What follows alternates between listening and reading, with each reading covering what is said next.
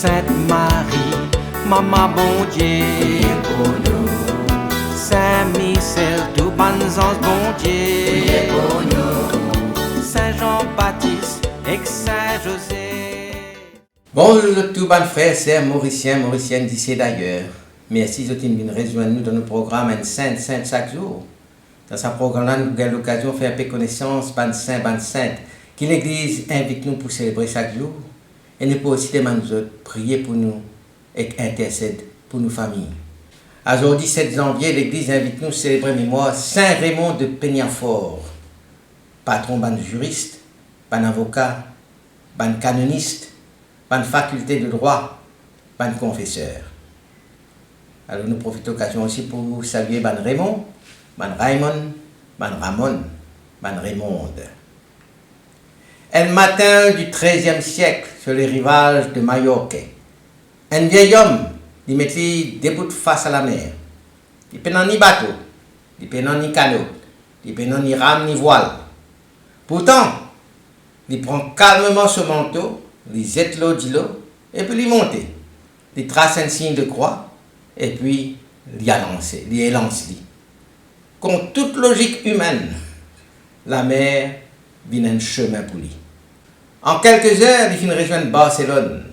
Et il laisse derrière lui un roi scandalisé et un la cour figé par l'incompréhension. Cet homme-là, âgé de plus de 80 ans, n'est pas un marin, n'est pas un aventurier. C'est Raymond de Peñafort, religieux dominicain, docteur en droit, conseiller des puissants, mais surtout serviteur intraitable de la vérité et de la conscience. Raymond fut né en 1175 en Catalogne, dans le village de Peñafort. À l'époque, quand l'Europe du Moyen-Âge médiéval est structurée par la foi chrétienne, le droit romain qui en a fini redécouvert et l'autorité croissante de l'Église. Il a étudié le droit civil et canonique à Barcelone, après à Bologne, la plus prestigieuse université juridique de son temps. Son intelligence exceptionnelle fait de lui rapidement reconnaître comme un maître de droit. Ordonné prêtre, il rentre tardivement, et presque après à peu près 50 ans, dans l'ordre des dominicains, poussé par un désir de radicalité évangélique. Il a envie de vivre l'évangile d'une manière radicale. Il vit plus de 100 ans. Il vous traverse un siècle de croisades, de tensions religieuses, de structuration juridique de l'Église. Raymond n'est pas un homme de pouvoir par ambition. Au contraire, pendant tout cela, il fait une lutte contre l'honneur. Appelé à Rome par le pape Grégoire IX, il peut recevoir la lourde mission pour compiler et pour organiser la loi de l'Église. De ce travail-là, pour naître ce qu'on appelle les décrétales de Grégoire IX, fondement du droit canonique pendant des siècles. Mais ce travail gigantesque là, pour faire au prix humain de la solitude, pression, fatigue extrême. Raymond pour vivre une tension constante entre la rigueur de la loi et la miséricorde du cœur. Ça l'intérieur là pour transparaître dans son œuvre majeure, La somme des cas de conscience. Ça, c'est un livre qui laisse nous. La somme des cas de conscience. Destiné pour être ban prêtre qui manière pour confesser avec justice et compassion sans qu'ils écrasent ban âme. Je vais raconter qui est nommé évêque de Tarragone. Il refuse catégoriquement la chose et il sauvé, presque sauvé y aller. Convaincu que sur la place, il n'est pas dans la gloire, mais dans le service humble et discret. Le tournant majeur sur la vie, c'est sur l'entrée chez les dominicains. Ça soit, comme on dit, il est arrivé vers l'âge quand il finit 50 ans, il manque une conversion intérieure profonde. Raymond il renonce définitivement à une carrière universitaire brillante pour lui prendre la vie de pauvreté, d'obéissance et de prédication. Sa choix radical là pour orienter tout ce travail, toute sa mission, mettre sur l'intelligence au service de la foi et mettre la loi au service de l'homme. Un miracle qui est associé à Saint-Raymond dominicain confesseur du roi Jacques Ier d'Aragon, connu pour sa droiture et son amour pour la vérité. Alors, étant il trouve qu'il est le souverain, le roi Jacques Ier d'Aragon, il tombe dans l'immoralité, il a osé adresser une correction publique fidèle à ce devoir de pasteur au roi. Mais la vérité est blessée. Le roi, irrité, décide pour mettre les prisonniers loin dans l'île. Il donne l'autre qui aucun se pas un droit fournit de l'aide ou bien un moyen pour quitter Majorque à Saint-Raymond. Pour Saint-Raymond, âgé et malade, l'interdiction-là, c'est une épreuve redoutable. Alors il retient en prière, sur le cœur brûlant d'une confiance totale dans mon Dieu. Il connaît qui son mission appelle lui ailleurs, et qui aucun pouvoir humain, pas capable d'enchaîner celui qui peut servir le Christ. Alors devant un témoin qui est surpris, qui est sidéré, Raymond a accompli un geste qui pourrait se graver dans l'histoire. Comme on finit raconter au début.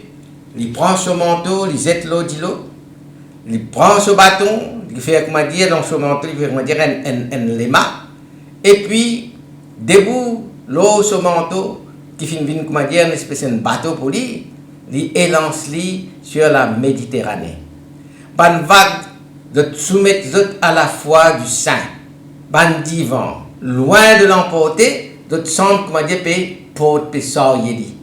200 km séparent Majorque de Barcelone, une distance qui aucun homme pas capable de traverser la manière qu'il peut traverser l'eau de manteau. Raymond avançait, paisible, comme si la mer était un chemin solide sous les pieds.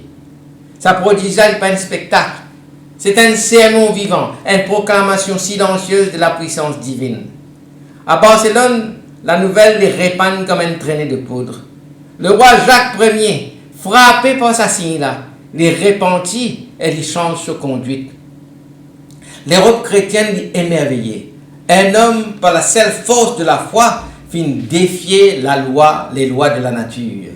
Son renommé de sainteté, sa sainteté de Saint-Raymond, il franchit une frontière et son nom est un synonyme de courage apostolique. Sa miracle est riche en symboles. Le manteau sur la mer, il rappelle-nous qu'il bon Dieu lui ouvert un chemin, là côté ban hommes fin ferme la porte. Il enseigne-nous que la liberté chrétienne n'est pas dépend de nos puissants, mais de la fidélité à l'évangile. Il proclame-nous que la foi authentique n'est pas une idée abstraite, mais il y a la force qui transforme le monde, qui dompte ban flot, ban vague, qui renverse ban obstacle. Dans un monde où la loi est souvent perçue comme froide, comme impersonnelle, même oppressive, Saint-Raymond rappelle-nous une vérité fondamentale. La justice sans miséricorde livre violence, et la miséricorde sans vérité livre confusion. Justice sans miséricorde. Lorsque la loi réduit à une mécanique rigide, il écrase la personne au lieu de la servir. Raymond, grand canoniste, il connaît que la loi de l'Église n'est pas une arme, mais un instrument de salut. Miséricorde sans vérité, à l'inverse, une compassion qui renonce à la vérité, une illusion dangereuse. Il n'est pas guéri, mais il est anesthésié. Raymond enseigne-nous que la charité authentique, il a pili la vérité, car seule la lumière de Dieu nous libère. À l'heure des dilemmes éthiques, juridiques et moraux contemporains, la bioéthique, la justice sociale, liberté religieuse, Saint-Raymond interpelle-nous les trois plans. Oser la vérité face aux puissants, fidélité sans compromis, humilité dans le service. Oser la vérité face aux puissants. Pareil que moi je viens de faire devant Jacques Ier d'Aragon, le roi, il invite-nous pour qu'il nous pas faire taire la voix de la conscience, qui la voix de la conscience est toujours bien élevée, même si c'est là pour coûter nous cher. Par rapport à fidélité sans compromis, pour lui, la vérité n'est pas négociable, mais bien être annoncé avec amour. Raymond y incarne sa tension féconde entre fermeté et douceur. Et quand il parle de l'humilité dans le service, les pas ni la gloire ni pouvoir. Sur l'intelligence, c'était au service de l'évangile, non pas au service de l'ego personnel. Dans un monde obsédé par la visibilité, par l'apparence, les rappelle-nous que la grandeur du service est bien toujours là, même si ce service-là est un service caché. Raymond n'est pas seulement un juriste brillant, un grand avocat. C'était aussi un homme de prière, un mystique. Sa pensée canonique était baignée de contemplation. Il montrait nous qu'il est possible de structurer le monde sans qu'il nous perde l'âme. Pour lui, la loi, ce n'était pas une fin en soi, mais un chemin vers la liberté des enfants de Dieu. Il fit reconnaître une manière pour harmoniser la rigueur intellectuelle et la ferveur spirituelle. Et ça prouve nous que la sainteté n'est pas l'ennemi de la science, mais son sommet. Son vision est claire. L'amour, c'est la loi suprême. Toute la loi, toute bonne règle, toute bonne norme qui ne pas conduire à la charité, doit stérile. Aujourd'hui, alors que nos sociétés, il y a comment dire basculer, il y a osciller entre légalisme froid et relativisme flou. Saint Raymond, il y a un guide précieux. Il appelle nous à réconcilier droit et miséricorde, vérité et charité. Il invite nous pour former des consciences courageuses, capables pour résister à une pression culturelle. Il montre nous que l'intelligence chrétienne, loin d'être archaïque, c'est la lumière pour un défi complexe du monde moderne. Alors, à nous prier. Saint Raymond de Peñafort, toi qui finis servir la vérité avec droiture, tu finis servir la miséricorde avec tendresse, apprends-nous pour unir justice et compassion. Intercède pour tout le monde qui vient rendre la loi, tout le monde qui peut bien juger, ban juge, ban conseiller, ban gouvernement, afin qu'ils jamais oublié la dignité de l'homme. Donne-nous courage de la conscience, la fidélité dans l'épreuve et l'humilité dans le service. Saint Raymond de Peñafort, priez pour nous, priez pour nos familles. Amen. Que bon Dieu bénisse eux et tous les bonnes proches. Que son esprit habite toujours dans eux. Qu'il les protège partout et toujours. Au nom du Père et du Fils et du Saint-Esprit. Amen et à demain. Saint-André et Saint-Matthieu, priez pour nous. Saint-Jean, Saint-Marc et Saint-Luc, priez pour nous, priez pour nous, priez pour nous. Sainte-Marie-Madeleine et Saint-Étienne, Priez pour nous, Saint-Ignace et Saint-Laurent, priez pour nous. Sainte-Perpétue.